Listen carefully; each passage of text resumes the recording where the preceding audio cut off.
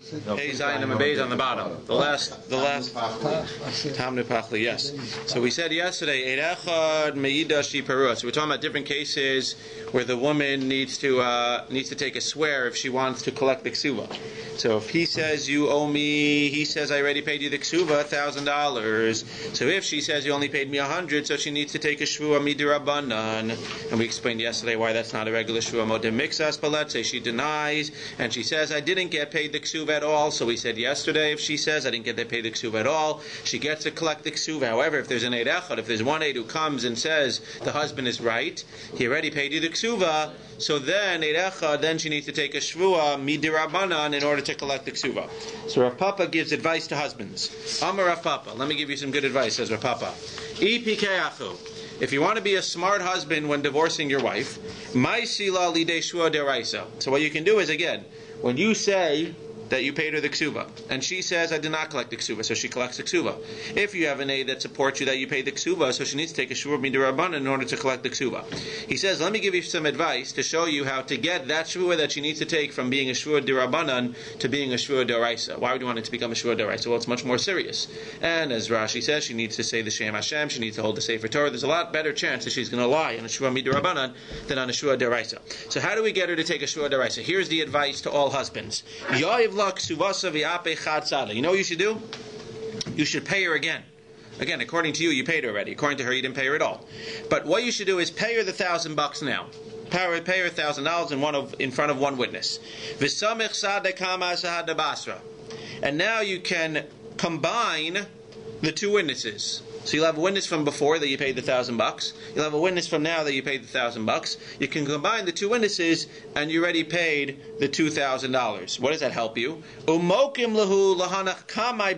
what's the catch? The catch is that if you have that witness from before and the witness from now, that you paid $1,000 to her now, and the other witness says you paid it before. So what you can do is basically pull a quick one on her. You pay her the $1,000. Now what do you got to do? So now you can say that this $1,000 that I just gave her in front of this witness, so that's a ksuva. Paid her the ksuva, $1,000. What happens with the money that I paid her before? So that was when I was paying her, it was a ksuva. But now I can claim that wasn't a ksuva I was paying her. What was that? That was a loan. If I give her a loan, so what happens when you give somebody a loan and now you want the money back? Well, now it's not meshubah to the karka, which was the first problem why it couldn't be a shvua deraisa. And the second problem why it couldn't be a shvua deraisa by the ksuva is because the Lamai says she's swearing and then gaining something. But now if you say that I lent you $1,000, now she needs to take a shvua that I didn't get the $1,000, or that I did get the $1,000, but now she needs to take a shvua that I paid it back, or that I didn't get it, or whichever one she needs to take. But at the end of the day, she's not taking a shvua now to collect. Now she's taking a shvua that I don't owe you the $1,000 that you claim that I owe you. There's no karka involved. It just went from being a shvua dirabanan to being a shvua deraisa. So what did he accomplish? Well, he accomplished, because again, in his mind, why would he do this? Because in his mind, he already paid her the $1,000. Now he needs to pay her another $1,000, because she's tiny, you never paid me my ksuva. If there was no eid echad for him, then she would get the $1,000. The fact that he has an eid echad, she needs to take a shvua dirabanan. So what he claims is, let me give her the $1,000 now. This way I'll at least make sure that I don't need to pay an extra $1,000 because I already paid her. Now I'll make her take a shvua deraisa on the first $1,000, which now turned into a loan as opposed to the ksuva. She won't take a shvua deraisa because she knows I'm telling the truth. Shvua derabanan, she might lie in order to get the money, but shvua deraisa she won't take, and therefore I'll end up with only having to pay her $1,000, which is what I wanted to do anyway. That's what the Gemara's suggestion is. Maskivla Rav Shisha Brei Ravidi, a little bit of a problem. But this one the Gemara is assuming you're somehow combining the witness now for the $1,000 or the witness from before for $1,000, and now you have two witnesses that you paid her for the ksuva. El Amar of Shisha Brei Ravadi. No, what you need to do is he just tweaks it a little bit. What you need to do now is you need to pay, and Rashi says it's just using these two as an example, but it can really be any two eidim. What you need to do now is you pay the woman $1,000 in front of two eidim. So now you have two eidim that can testify she got her ksuva. Now you can claim that the $1,000 that you gave her before, which she's claiming she never got, the $1,000 that you gave her before, you can claim now is a milveh, that's a loan, and now she needs to pay you the $1,000 back, and therefore if she doesn't want to pay it, so now she's going to need to swear that, a swear of deoraisa, that she didn't actually borrow the money. So that will accomplish making it into a shvua deraisa. Maskala Ravashi akati yechol lebemer beis ksuvas have. But she can still go ahead. 1 second, let's just get to that. She can still go ahead, and she could still say, no, I agree. I have 2 ksuvas. You just paid me now the $1,000 in front of 2 witnesses, but you still owe me $1,000 for the first ksuva. And that's where the Eid Echad is coming and saying, no, he paid it already. So now she should be able to take a shvua and collect the first $1,000 as well. So where it says, Ela Maravashi hu demo deluhu. No. So again, what are we trying to do? Let's not lose track of what we're trying to do here. The husband says he paid the woman a ksuva. Forget about 2 ksuvas. He said he pays her a ksuva. The wife says that she never got the ksuva, so she gets to collect the ksuva. However, if there's an Eid Echad now, it says that he paid her the ksuva. So he has one witness that supports him that he paid the ksuva. So seemingly he paid her the ksuva, and she's lying, at least according to this Eid Echad. So what are the options? So the Gemara says that we have no choice but to give her the ability to take a shvua d'Rabbanan. If she takes a shvua d'Rabbanan, then she gets to collect $1,000, which will end up that the husband will end up in his mind, or in his words, paying $2,000. He already paid her the $1,000. He has his Eid Echad to support him. But the rabbi said that if she takes a shvua that she never got paid, so now she's going to get paid $1,000. So it's going to end up $2,000 out of his pocket, 2 ksuvas. So what do we suggest that he does? So what we suggest that he does is that we go ahead, and now that she's standing here and she could take the shvua d'Rabbanan, we suggest, or at least Rav Papa suggests that what he does is he pulls a quick one on her. What should he do? So what he should do is he should give her $1,000 now in front of 2 witnesses. Give her $1,000 now in front of 2 witnesses. So what's that for? That's for the ksuva. Before he gives her the $1,000 in front of 2 witnesses, what does he do? He says to these 2 witnesses, she's trying to pull a quick one on me. And I'm just going to explain to you so that there's no misunderstanding after I do this what exactly is going on here. I'm going to give her the $1,000 for the ksuva. Therefore you, Eid Echad, who saw me give the money before, that wasn't the ksuva. That retroactively was what? That was a loan that I gave her. And now, if anything, I have an Eid Echad that says that I gave her a loan of $1,000. And she owes me that $1,000 back. And again, how much will she end up with? She'll end up with $1,000. Now, if she doesn't want to give back that $1,000 from before, and if she actually wants to end up with $2,000 in her pocket, so what does she need to do now? Now she needs to take not a shvua d'Rabbanan. Again, before you did this, she could have ended up with $2,000 in her pocket just by a shvua d'Rabbanan.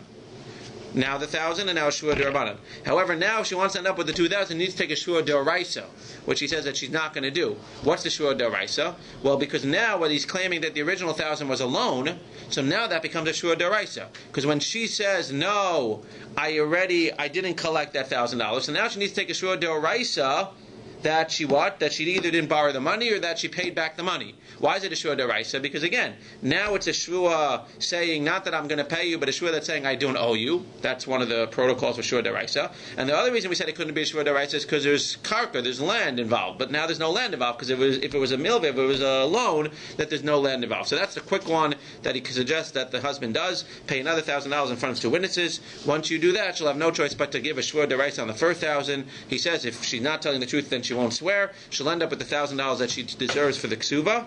But at the end of the day, she'll have to seemingly pay you back the $1,000 from the halva from before, and you'll end up with the $1,000 that she gets. You'll end up getting back the $1,000 from before, and shalom al yisrael. If she takes a shvua d'oraisa and she's lying, so ina chanami, she'll end up with the $2,000 anyway, which she would have ended up with anyway. Mm-hmm. That's why you divorced her in the first place. So it's perfect. Okay. So wait. Yeah. So when he pays her the money, if he pays her the whole ksuba, the documents, she must give him the ksuba after he's paid it. So she couldn't come a second time and ask for the money because there's no shtar. Right. So seemingly here it must be only a partial payment. It could be, right. Okay, it could be. I'm not exactly 100% sure, but it's an interesting point. It could just be that she had the ksuba for whatever reason. That's a good point. He makes 2 ksuvas. Well, that's what he's saying. So that's what he's saying. He's saying that there are cases where they make 2 ksuvas. Partially paid it. It only made sense the first time. Then she was still. No. So Rashi explains that there are cases where they have 2 ksuvas. Yeah. Again, if he wants to be impressive, if he wants to sound like he's a rich guy, instead of putting $1 million in the ksuva, so he gives her another ksuva along the road. You could always add. We have nowadays a tosefta, so instead of the tosefta, so you have another ksuva. So that's the Gemara's suggestion for husbands who want to divorce their wives and make them take a shvua d'oraisa. So that's what you do. Very interesting suggestion. I don't know. I wouldn't have thought of it myself. Minachasim mishubadim. So again, another case where he needs to swear on the top of Pei Ches Amud Aleph, about 8 lines, 10 lines down. If she wants to collect from the husband, but he has no money, and now she wants to collect the ksuva from nechasim mishubadim, stuff that's already been sold to other people, so in that case she needs to take a shvua d'Rabbanan. Tanan hasam, seemingly a mission that has nothing to do with this. V'chein hayisom lo yifru ela b'shvua. When yisomim want to collect, so they only collect with a shvua. Miman, who are Yisomim collecting from? Eli Mamilove, if you're saying that Yisomim are collecting from a person who borrowed money from their father, Hashtavi and Shalke below Shvua ve'inu b'Shvua, it can't be, because if a father lends money to somebody and he wants to collect and he brings the star, so then the guy needs to pay him. He doesn't need to take any Shvuas. So the Yisomim are no different. If the father lends money, now the Yisomim have the star, so then the Yisomim can come and they collect without a Shvua. So what's the case where Yisomim need to swear in order to collect? Elahachi Kamar, here's the case. V'chein ha-Yisomim min ha-Yisomim. If the Yisomim are not collecting from the Love, they're collecting from the Yisomim of the Love. Lo yifru ela b'shvua. So not only did the Malva die, now the Love dies as well. Now you have the two Yisomim coming to each other. So if the Yisomim come to the Love and they want to collect, so then they can just collect. But if the Yisomim come to the Love and the Love is dead, and now they need to collect from the Yisomim of the Love, that's where they need to take a shvua that they owe the money in order to collect. Amar Zik Amar Yehuda Lo Shanu Ela Sha'amru Yisomim. He clarifies his statement. The only time that the Yisomim of the Malve can swear and collect is when the Yisomim of the Love say the following: Amar Lanu Abba Livisu Parasi. When the Yisomim of the Love of the borrower say, our father told us that he borrowed, but he paid you back. So now the only way that the Yisomim of the Malvik can collect again, quote unquote, is if they take a shvua that it was never paid. Aval amru amar lanu abba lo livisa. But if the Yisomim of the borrower say that our father told us that he never borrowed, af b'shvua lo yifru. So then the Malva, the Yisomim of the Malva, can collect even with the shvua. Maskela Rabba. Rabba says no, adirabba. It should be the opposite. Kola omer lo livisi ke omer lo parati dami. When they say omer lanu abba lo livisi, we never borrowed. That's if I'm saying we never borrowed, which means that by definition we never paid. And if you have a document that says that you owe money, so then the rule is ha omer lo livisi. If you say in general that you didn't borrow, and I have a document ke omer lo parati, it's as if you're admitting that you never paid. Because how could you pay if you claim that you never borrowed? And therefore, what elai and marhachi amar. If you want to say this is the case where the Yisomim don't collect unless they take a shua, here's the case. Amar Zik Amar Yehuda Lo Shanu Ela Sha'amru Yisomim Amar Lanu Abba Livitu Parati. We only learn where the Yisomim of the Love say Amar Lanu Abba Livitu Parasi. That's where the Yisomim take the shvua, and then they can collect from the Yisomim of the Love. Aval Amru, but if the Yisomim of the Love say Amar Lanu Abba Lo Livisi, as opposed to the first opinion that now what? Now the Yisomim of the Malvik can't collect even with a shvua. Now it's the opposite. Now they can collect even without a shvua. Aval Amru Amar Lanu Abba Lo Livisi nifran shelo b'shvua shekol Omer Lo Livisi ke Omer Lo Parati dami. And therefore, again, they all agree that Yisomim, when the Yisomim of the borrower say Amar Lanu Abba Libitu Parati, I borrowed and I paid. So in that case, the Yisomim of the Malveh, if they want to collect, they can, but they need to take a shvua. Everybody agrees. The question is, what happens when the Yisomim of the Loveh, of the borrower, say that our father told us Lo Livisi, he never borrowed? So now there's a machlokes. If you say he never borrowed, so according to one opinion, then the Yisomim of the Malveh can't even take a shvua to collect, and Lamaisa there's nothing they can do. According to the other opinion, it's the other extreme. Not only do they, it's not that they can't take a shua to collect, they don't even have to take a shua, and they can collect even without a shua, because ha'omer lo livisi ka'omer lo parati. When they say our father didn't borrow, it's as if they're saying our father didn't pay. You have a document that says that our father owes money to your father, and therefore they can collect even without a shua. The other case we had is that when a wife comes and she wants to collect the ksuva, and her husband is overseas, so she needs to take a shua. Again, he's not dead. He's just overseas. She has the get. She didn't have a chance to come. Now she comes to Beis Din with the get, with the ksuva, and she says, please pay me from my husband's property or my ex-husband's property.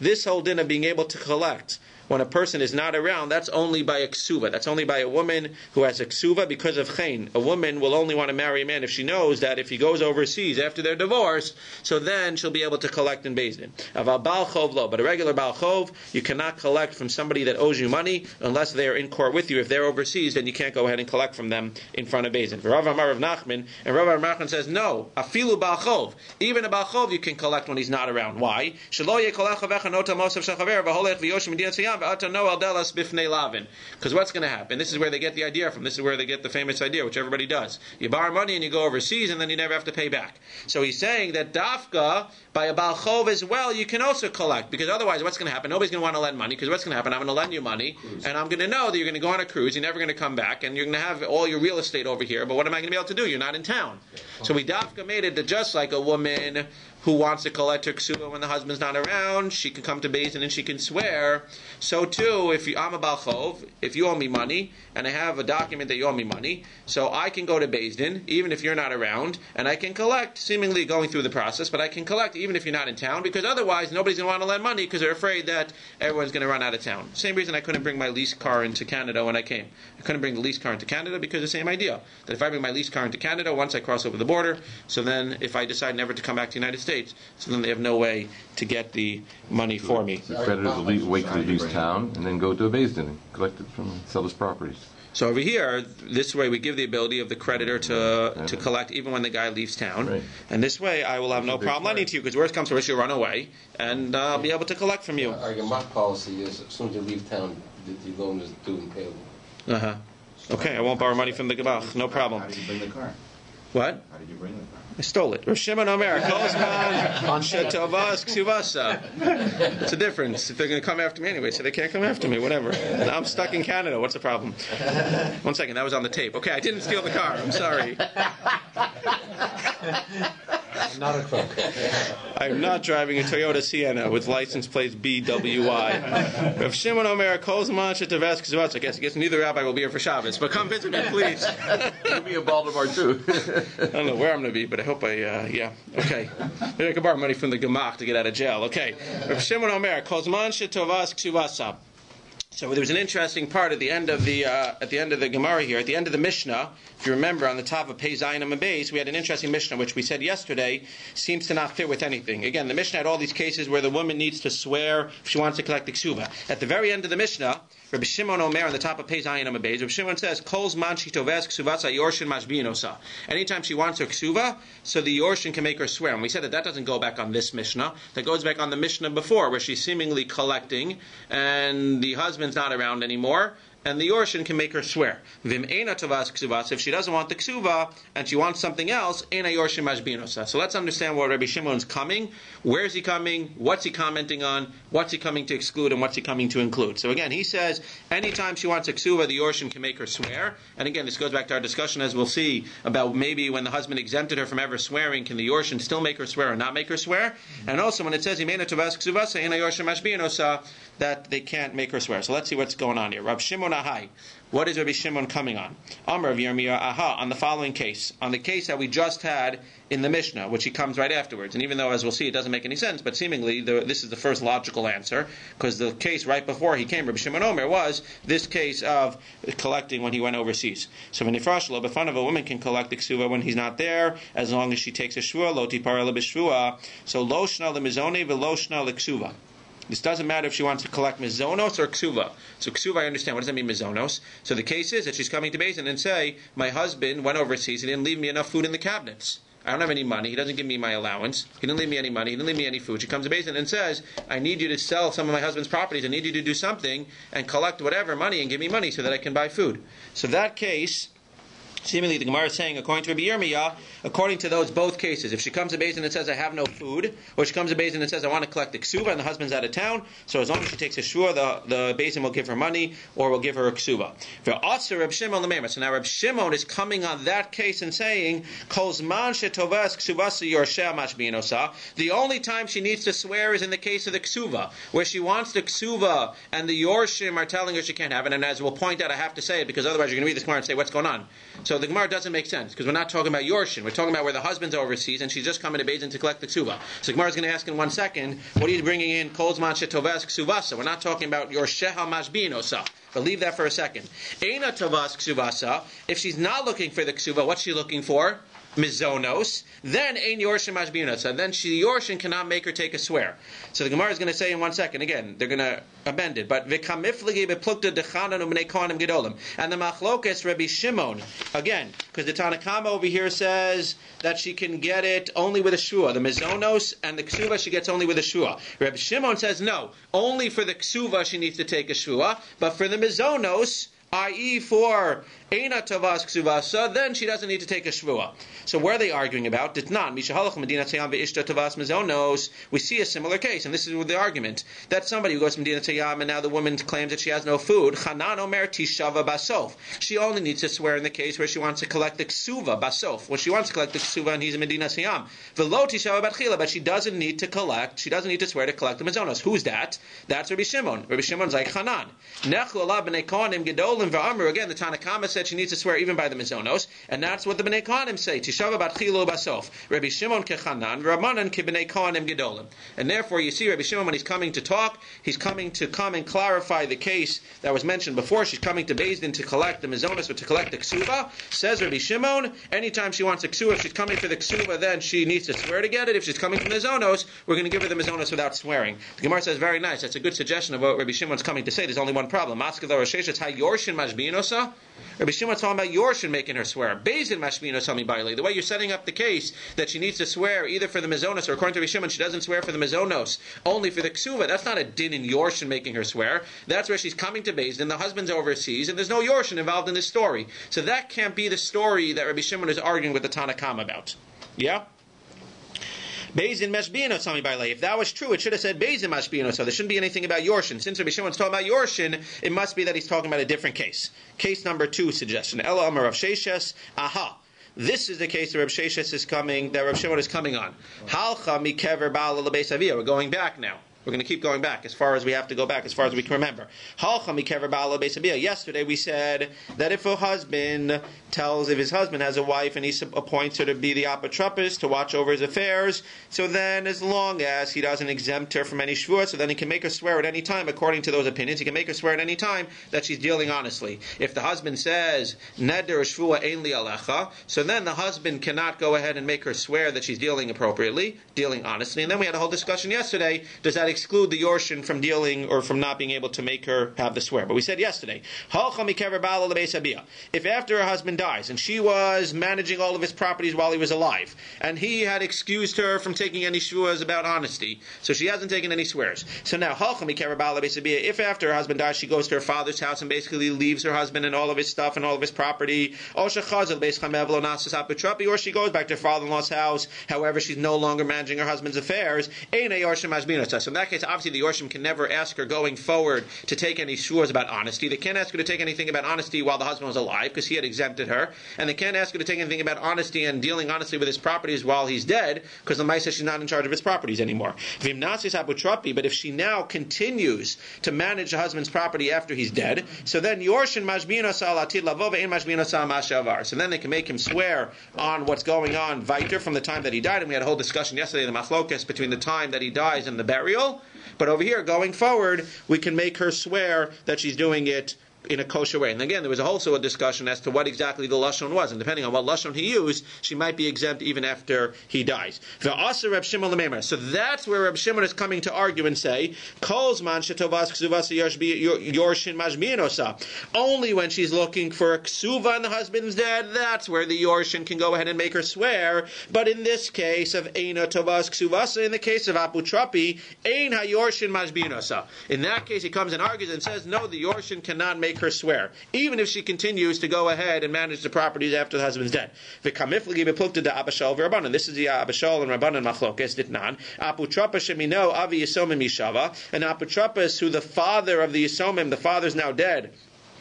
So if he appointed her, so they say yishava, then they can make him swear, they can make her swear after the father's dead. Who's that like? That's like the Tanakama. Minu Beis Din lo yishav. But if Beis Din appoints it, so then they can't make her swear. Abba Shal Omer Chilo Dvar. Minu Beis Din yishav. If Beis Din appoints the apatrabas, then they can make her swear. Minu Avi Yisomim lo yishav. But if the father appointed him while he was alive, he appointed this woman, so then he cannot, the Yorshim cannot make her swear. So Rabbi Shimon is like who? Ka'Abba Shaul. Because again, Rabbi Shimon is the one who's saying that now the Yorshim have no power. V'Rabbanan k'Rabbanim. Maskiv la'Abai. So that's the case that Rabbi Shimon's coming on. Rabbi Shimon's coming to say, when he says that When Rabbi Shimon says Kol Zman Shetovas Ksuvasa Yorshim Mashbiyonasa, only when she's coming for the ksuva can the Yorshim make her swear, but now when she's coming for something else, what does that mean? If she's coming for the ksuva after the husband dies and she needs to swear in order to collect the ksuva, but as opposed to what the Tanakama says, if she's coming according to Rabbi Shimon and she continues to be the aputrapi and the husband had exempted her from the shvua while he was alive, so the Yorshim cannot make her swear even if she continues to be the one in charge of his affairs after he dies. Maskiv Abai. Abai says a nice suggestion. There's only one problem. The words of Rabbi Shimon don't fit in with this. Hi, kol zman shetoves ksuvasa im toves mi bayalei. What's Rabbi Shimon saying? Rabbi Shimon saying any time that she wants a ksuva, she swears. And when she doesn't want a ksuva, i.e. when she's the apotropis, then she doesn't have to swear. Why would he say, if he's really coming on that case, why would it say kol zman shetoves ksuvasa? All the cases that she wants a ksuva, that's when she needs to swear. What are we talking about according to them? We're talking about the case of aputrapi. So what should it have said? It should have said, in the case of im toves ksuvas, if it happens to be that she's looking for a ksuva, not all the cases, we're talking about a case of aputrapi. So in the case of aputrapi, she doesn't swear. If it happens to be im toves ksuvas, if she's looking for a ksuva, then she needs to swear. But it's just not the right lashon. Kol zman shetovas ksuvasa, because again, as Rashi points out, what's Rabbi Shimon coming to do? He's coming to be the maker one. According to the Tanakama, according to Rabbanan, this guy, the Yorshim can make her swear after the husband's dead. So they're the machmir ones. Rabbi Shimon is coming to be Mekel and saying, no, the Yorshim can't make her swear after the husband dies. So what should it say? It shouldn't say, Kol zman shetovas ksuvasa, the Yorshim can make her swear. It should be like the limited case. Im tovim ksuvasa, if and only if she's looking for the ksuva, that's when the Yorshim can make her swear. But if they're not looking for the ksuva, if she's not looking for the ksuva, she's just the apotropos, then they can't make her swear. That would have been a better lashon if in fact he's coming in the case of apotropos. So strike number 2. Says the Gemara, Elamar Bayaha. What's Rabbi Shimon coming on? When he says, if she's not Tovei the Ksuva, then the Yorshin, if she's Tovei the Ksuva, the Yorshin can make her swear. If she's not Tovei the Ksuva, then the Yorshin cannot make her swear. Elamar Bayaha. Chasavla, we went back. Neder Shvua Ein Li Alecha. When the husband writes that you don't have to take any Shvuas, Einu Yachol Ashbia. So we said that they can't make her swear. Neder, however, maybe the Yorshim can make her swear. Neder shua ein li v'lo li yorshi v'lo l'bayim b'shusi alecha v'al yoshecha v'al l'bayim b'shuscha. None of my party can ever make any of your party swear. Ein yachol ashbia lohu v'lo yorsha v'lo aban b'shusa lohi v'lo yorsha v'lo aban b'shusa. If the husband specifically says that the neder and shvua that you're going to be exempt from the swearing anytime, my yorshin, your yorshim, our yorshim, all of our yorshim, everyone's happy family, in that case, so then for sure she doesn't need to take a shvua. V'asar Rav Shimon l'meimer, Rav Shimon comes to argue and say, no, kol zman shetuvas ksuvasa yorshin mashbiyanosa. Even if the husband says that my Yorshin can have no power over even your Yorshim, or my Yorshim can never make you swear, nevertheless, says Rabbi Shimon, now he's coming to be Machmir, nevertheless, whenever she wants a Ksuva, the Yorshin can be Mashbiyanosa. Why? What's this based on from yesterday? It's based on the Machlokes. If you remember yesterday, what did we say? We said according to one opinion, so he exempted her from ever having to swear. According to the other opinion, as we'll see in a second, what happened? There's a problem. Yes, that's true. About, what do you remember from yesterday? Ma Yaseh, what do you want me to do? Because there's another rule that habali para minichse yisomim sarich li shava, and therefore, even though the husband exempted her, at the end of the day, we have another rule that when she's coming to collect from yisomim, she needs to take a shvua. So Rabbi Shimon will hold that rule is more important. The Tanakama, the Rabbanan will hold what? Yes, that's a rule, but the husband specifically exempted her from that rule as well, and that's the machlokes. V'asar Shimon l'meimer kos mash tevat zati yorshin mashbiyonasa v'kamiflegi beplukted Abashal b'nei Miriam Rabbanan from yesterday. Rabbi Shimon Ka'abashal v'Rabbanan K'Rabbanan. Again, Abashal is the one who says, what do you want me to do? So we're doing okay. No, strike 3. Mark Givla Rav Papa.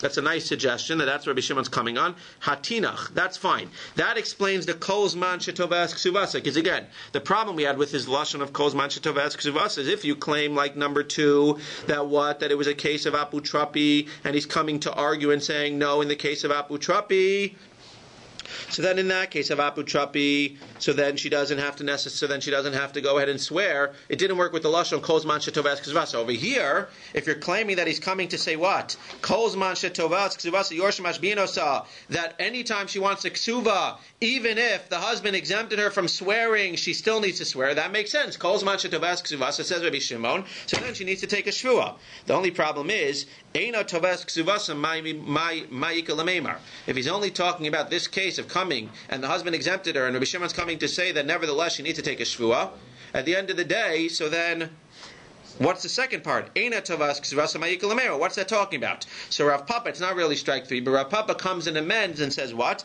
That Rav Shimon's arguing on two things. The second part of his statement is arguing on something else. The first part of his statement is arguing and saying Eina chanami, if she wants to go ahead and collect the ksuva, even if the husband said you're exempt from all shvuas and neders, we have another rule that says ma eset. What do you want me to do? If you want to collect from Yisrael, you need to take a shvua. Rabbi Shimon says she's got to take a shvua. Kol zman, and that's perfect with the words. Kol zman shetovas ksuvasa. She needs to go ahead and take a shvua. Yorshin mashbinosa. So what's the next part? Eina tovas ksuva. So what's the part of that? If she's not coming for ksuva, then the Yorshin cannot make her take a shvua. Ma'ikal lamemar. Ela marav papa lafuke mid Rabbi Eliezer machlakuso. It's to exclude Rabbi Eliezer and machlakuso. What is this talking about? So Rashi explains as follows. Rashi says that according to everyone yesterday, what did we say yesterday? We said according to everyone, if the husband does not exempt a woman, and again, this is not dealing with the ksuva. Now he's saying two different things. His first statement was in terms of ksuvas. His second statement is back to aputropis. We said yesterday that according to everyone, if a husband does not exempt a woman from taking any shvuas, so what happens if the husband wants her to swear at any point during the marriage that she's dealing honestly with his dealings? The husband can make her swear. That's what we said yesterday. The whole discussion yesterday was only that if the husband exempts her, ainli neder shualecha, etc., then there was a whole discussion if whether he can still make her swear, if the Yorshin can make her swear. But everybody yesterday seemingly said that if the husband appoints the wife to watch over all of his monetary doings and dealings, and now the husband wants her to swear that she's dealing honestly, we said according to everybody yesterday, if he didn't do any of these exemptions, so then he can make her swear at any time during the marriage that she's dealing honestly. Comes along Rabbi Shimon Lememar to say no. Even without the exception, once he makes her the apotropis over his stuff, he cannot make her take a shvuas apotropis. So now Rabbi Shimon is coming to say two things. The first thing Rabbi Shimon is coming to say is what? If she wants her kesuva, so even if the husband exempted her from taking any shvuas, so then she needs to take a shvua. He's being machmir in the first statement. She needs to take a shvua in order to collect the kesuva, because what do you want me to do? We have a separate rule. The Rabbanan will say, no, we don't care about the separate rule because he exempted her from that rule. And the second statement of Rabbi Shimon, where it says that if she's not tovas ksuvasa, then ein yorshin mashbinosa, even though it's again the yorshin, but he's saying not only the yorshin, if she's not coming for the ksuva, i.e. in the case of aputropos, so even though according to everyone yesterday, what? She's allowed, she has to take the shvua if the husband comes to her at any time during the marriage and says, take a shvua that you're dealing with my dealings honestly. Comes along Rabbi Shimon and says, no, if it's a case that's not dealing with ksuva, once he appoints her as the apotropos, so he cannot make her swear at any time during the marriage. And that's how you read Rabbi Shimon. Again, Rabbi Shimon says, Kol zman shetovas ksuvasa yorsheha mashbinosa. He's being machmer in the beginning, that anytime she wants a ksuva, so she needs to take a shvua from the yorshin. Anytime she wants a ksuva from the yorshin, she needs to take a shvua, even though according to Rabbanan she wouldn't have to take a shvua because he exempted her, the husband. But he says, no, what do you want me to do? I hold of the rule that anytime you want to collect from the yisomim, so you need to take a shvua. So he's machmer in the first statement. And the second statement that he makes is totally unrelated, and it's actually a kula. Eina tovas ksuvas, if she's not being tovei the ksuva, i.e. the case of the apotropos where the husband appoints her as an apotropos over his stuff, then ein yorshin mashbinos. As according to you, where the Yorshin, depending what the husband said, but according to the Yorshin and the husband can make her swear at any point that she's dealing honestly, comes along Rabbi Shimon and says that if it's not a case of ksuva, then the husband and the Yorshin cannot go ahead and make her swear anytime they appointed her to be the apotropos over his dealings. Have a wonderful Shabbos, everyone.